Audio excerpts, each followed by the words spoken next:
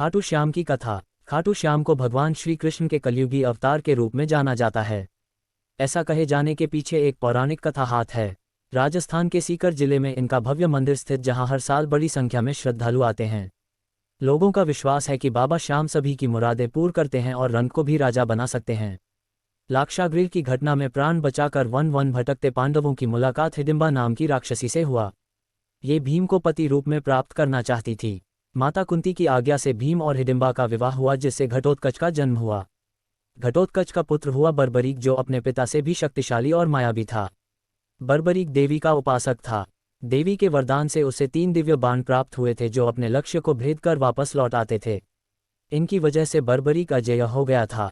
महाभारत के युद्ध के दौरान बर्बरीक युद्ध देखने के इरादे से कुरुक्षेत्र आ रहा था। श्री कृष्ण जानते थे कि अगर बर्बरीक युद्ध में शामिल हुआ तो परिणाम पांडवों के विरुद्ध होगा। बर्बरीक को रोकने के लिए श्री कृष्ण गरीब ब्राह्मण बनकर बर्बरीक के सामने आए।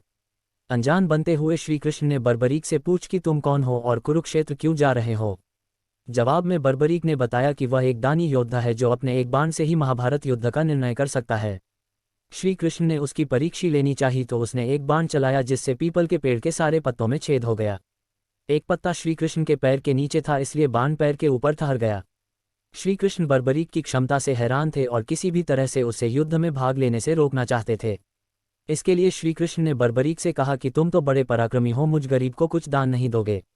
बर्बरीक ने जब दान मांगने के लिए कहा तो श्री कृष्ण ने बर्बरीक से उसका शीश मांग लिया। बर्बरीक समझ गया कि यह ब्राह्मण नहीं कोई और है और वास्तविक परिचय देने के लिए कहा। श्री कृष्ण ने अपना वास्तविक परिचय दिया तो बर्बरीक ने खुशी खुशी शीश दान देना स्वीकार कर लिया। रात भर भजन पूजन कर फाल्गुन शुक्ल द्वादशी को स्नान पूजा करके बर्बरीक ने अपने हाथ से अपना शीश श्री कृष्ण को दान कर दिया। शीश दान से पहले बर्बरीक ने श्री कृष्ण से युद्ध देखने की इच्छा जताई थी, इसलिए श्री कृष्ण ने बर्बरीक के कटे शीश को युद्ध अवलोकन के लिए एक ऊंचे स्थान पर स्थापित कर दिया। युद्ध में विजय श्री प्राप्त होने पर पांडव विजय का श्रेय लेने हेतु वाद विवाद कर रहे थे। तब श्री कृष्ण ने कहा कि इसका निर्णय बर्बरीक का शीश कर सकता है। बर्बरीक के शीश ने बताया कि युद्ध में श्री कृष्ण का सुदर्शन चक्र चल रहा था, जिससे कटे हुए वृक्ष की तरह योद्धा रणभूमि में गिर रहे थे। द्रौपदी महाकाली के रूप में रक्तपान कर रही थीं। श्री कृष्ण ने प्रसन्न होकर बर्बरीक के उस कटे सिर को वरदान दिया कि कलयुग में तुम मेरे श्याम नाम से पूजित होगे, तुम्हारे स्मरण मात्र से ही भक्तों का कल्याण होगा और धर्म, अर्थ, काम, मोक्ष की प्राप्ति होगी।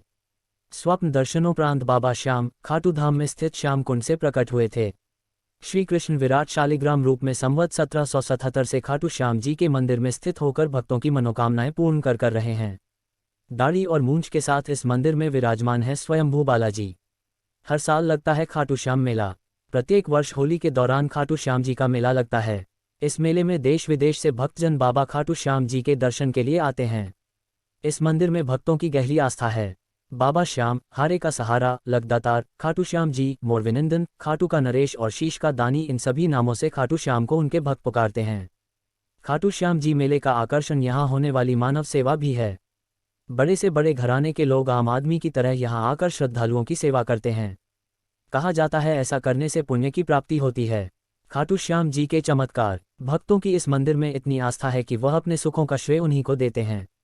भक्त बताते हैं कि बाबा खाटू श्याम सभी की मुरादें पूरी करते हैं। खाटू धाम में आस लगाने वालों की झोली बाबा खाली नहीं रखते हैं। हारे का सहारा बाबा खाटू श्याम हमारा ऐसी ही और वीडियो देखने के लिए हमें फॉलो करें।